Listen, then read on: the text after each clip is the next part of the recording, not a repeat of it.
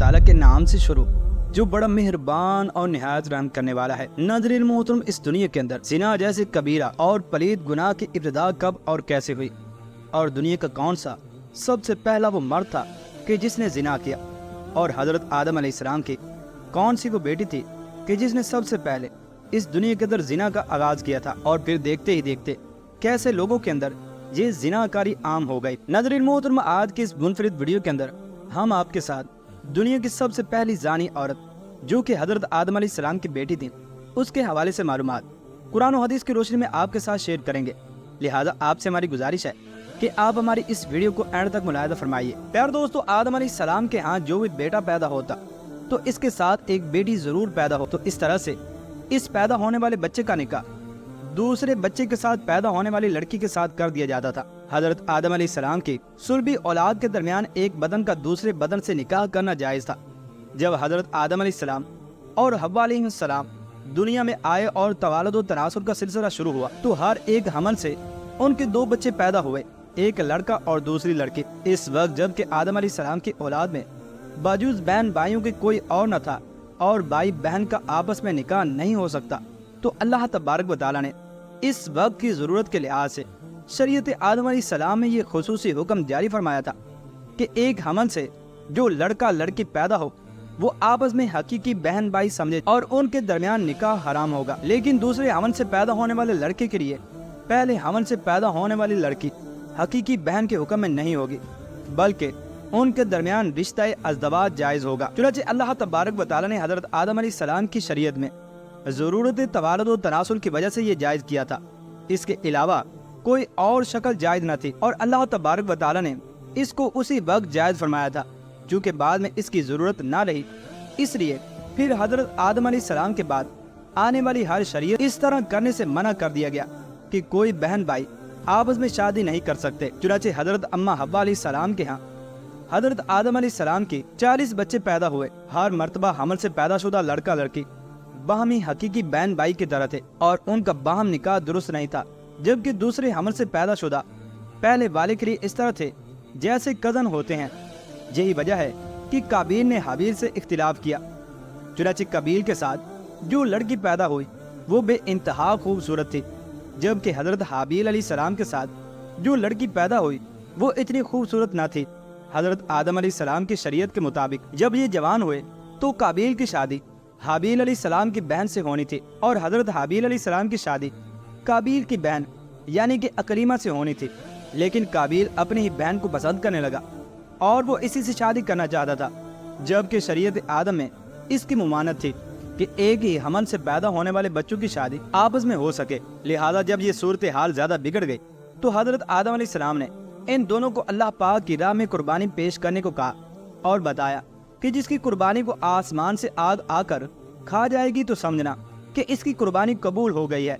काबील खेती बाड़ी का काम करता था और हजरत हाबील अलैहिस्सलाम बकरियां चराया करते थे। चुनांचे हजरत हाबील अलैहिस्सलाम ने अल्लाह तबारक व तआला की राह में एक बकरी का बच्चा पेश किया और काबील ने एक गट्ठा लिया और इसको अल्लाह तबारक व तआला की बारगाह के अंदर कुर्बानी के लिए रख दिया। चुनांचे आसमान से आग आई और उसने हजरत हाबील अलैहिस्सलाम की कुर्बानी को खा लिया, जिस पर काबील कहने लगा कि मेरे वालिद ने तुम्हारे लिए दुआ की जिसकी वजह से तुम्हारी कुर्बानी कबूल हुई और मेरे लिए दुआ न की, इस वजह से मेरी कुर्बानी कबूल न हुई।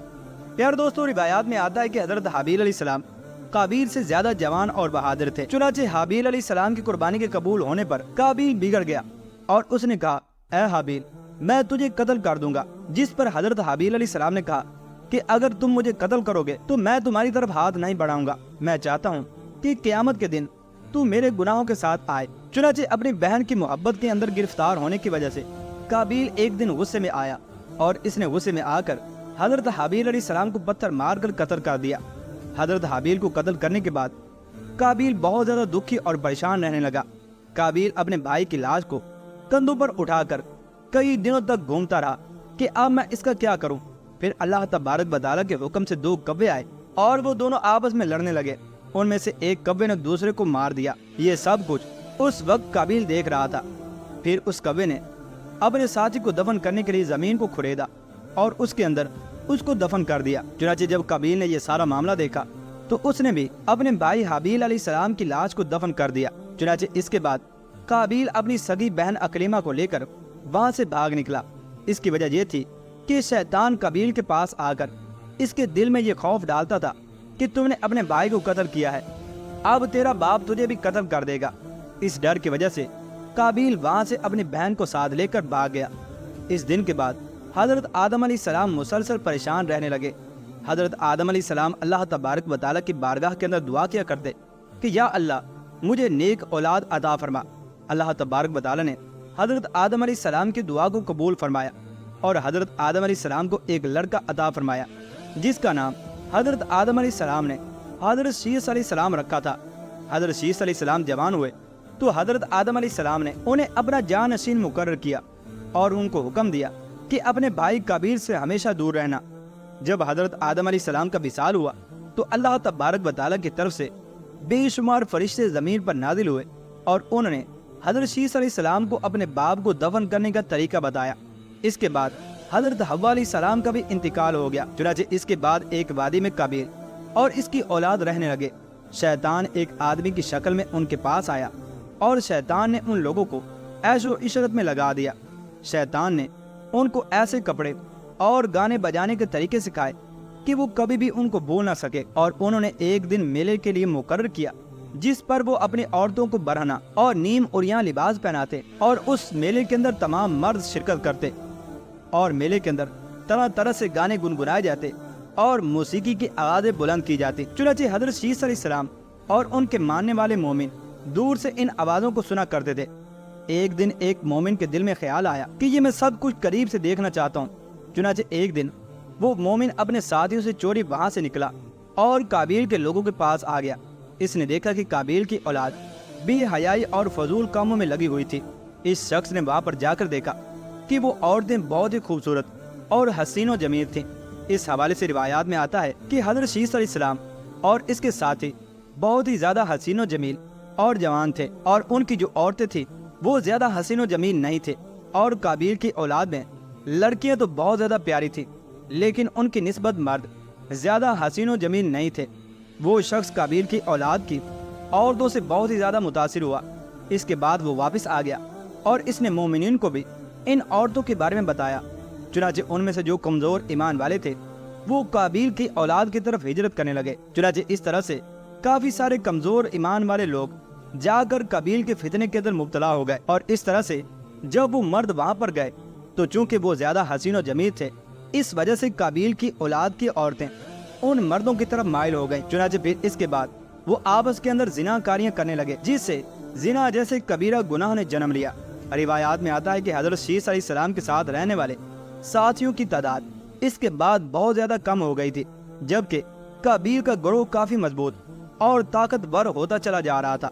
چنانچہ وہ حضرت شیس علیہ السلام اور پھر ان کے ساتھیوں کو بہت زیادہ تنگ کرنے لگے اور ان کو طرح طرح سے تکلیفیں دیا کرتے تھے۔ پیارے دوستو، اگر اس پورے واقعے پر غور کیا جائے تو ہمیں پتہ چلتا ہے کہ زنا کی ابتدا حضرت آدم علیہ السلام کی بیٹی عکرمہ نے کی تھی اور حضرت آدم علیہ السلام کے بیٹے قابیل نے کی تھی۔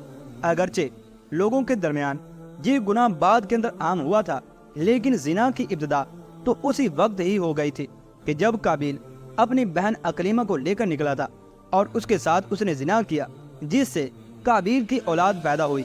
اللہ تبارک و تعالیٰ سے دعا ہے کہ اللہ تبارک و تعالیٰ ہمیں زنا جیسے کبیرہ گناہ سے ہمیشہ کے لیے محفوظ رکھے۔